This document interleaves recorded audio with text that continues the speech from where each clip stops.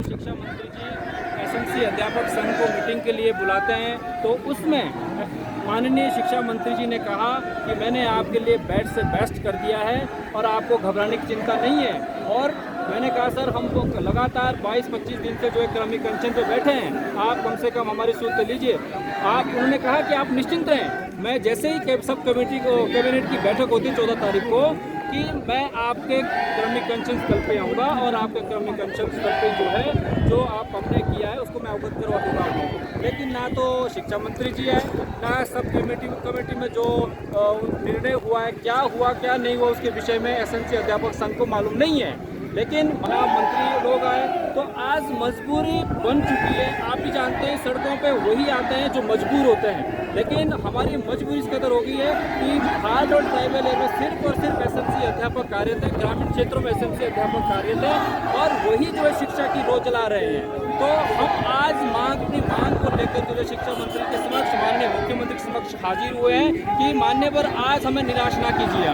हमारी जो 12 वर्षों के नियमितकरण की जो मांग है उसको आप मान लीजिए और सम्मान के साथ एसएमसी अध्यापक जो है घर जाएंगे, स्कूलों में जाएंगे, जो स्कूलों की गतिविधियां में बाधा उत्पन्न हो रही है उसको निरंतर करेंगे।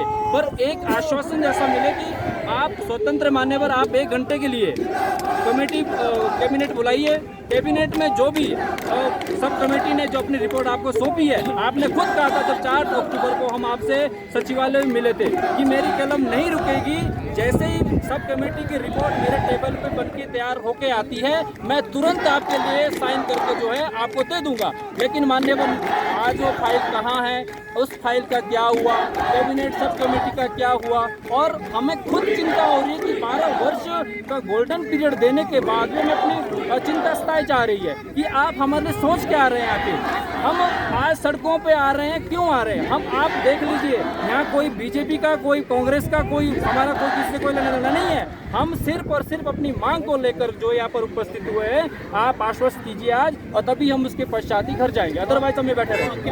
हमें आश्वस्त करते हैं कि आज ही हम आपके लिए कर रहे हैं, तो उसके पश्चात ही इस धरना को जो है खत्म कर दिया जाएगा। जैसे हमें हमारे को अंदर से कोई खबर आती है। परीक्षाएं करवाएगा कौन? अध्यापक तो सड़कों पे हैं। आप अध्यापकों को निश्चिंत कर दीजिए कि हमने आपका कर दिया। आप घर जाइए, स्कूलों में जाइए, जो बच्चों की परीक्षाएं हैं उसको लीजिए, हम भी खुशी खुशी कर जाएंगे। मान्यवर हमें सड़कों पे सोने का शौक नहीं है। हम सिर्फ और सिर्फ जो हमारी आपने वादा किया है हमने सब कुछ कर दिया है। आज तक देखा होगा कमेटियां बनी, लेकिन आज तक कभी भी कमेटियों से हल नहीं निकला है। हमारे पास संयुक्त तौर पे कुछ है, कुछ करेगा संयुक्त तौर पे मोर्चा कुछ बनाएगा? देखिए, अभी हमारे इस प्रकार का कोई भी मोर्चा नहीं है। अभी हम सिर्फ और सिर्फ अपनी मांग को लेकर के जो है सड़कों पे हैं। हाँ, और हम नहीं चाहते हैं कि भाई कोई वर्ग जो वंचित रहे। सरकार की अपनी पॉलिसियां हैं, सरकार क्या करती है सरकार के ऊपर निर्भर करता है। जो आईटी है, हाँ, कंप्यूटर शिक्षक, हम भी चाहते हैं कि कंप्यूटर शिक्षक का काम हो, वो सरकार के ऊपर डिपेंड है। लेकिन मान्यवर कम से कम कंप्यूटर शिक्षक के साथ एडजस्ट ना करें।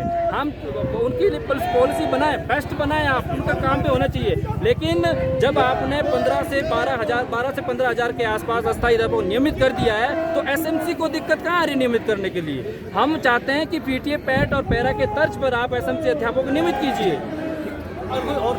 आप मीडिया हम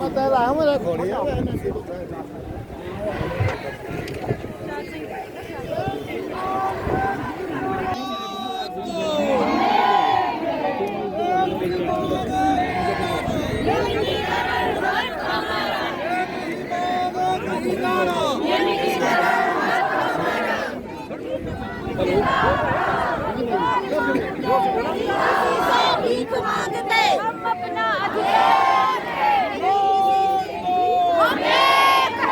मांगे पूरी क्यों नहीं होती? चक्कर है भाई, चक्कर है। मांगे पूरी क्यों नहीं होती? चक्कर है भाई, चक्कर है।